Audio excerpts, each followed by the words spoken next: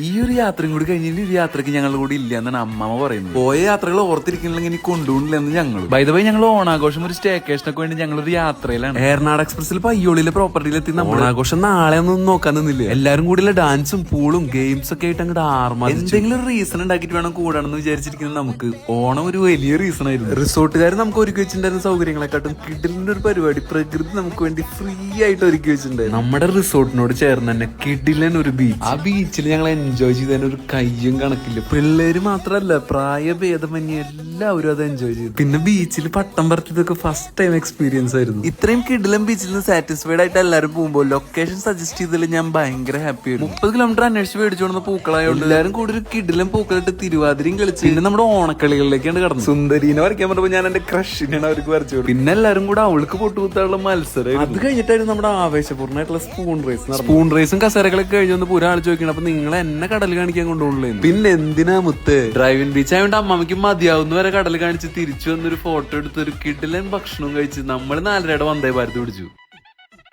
പക്ഷെ വന്ദേ ഭാരതിലൂടെ കയറി കഴിഞ്ഞിട്ടുള്ള അമ്മമ്മയുടെ അടുത്ത ആഗ്രഹം കേട്ടോ, ഐ വാസ് ലൈക്ക്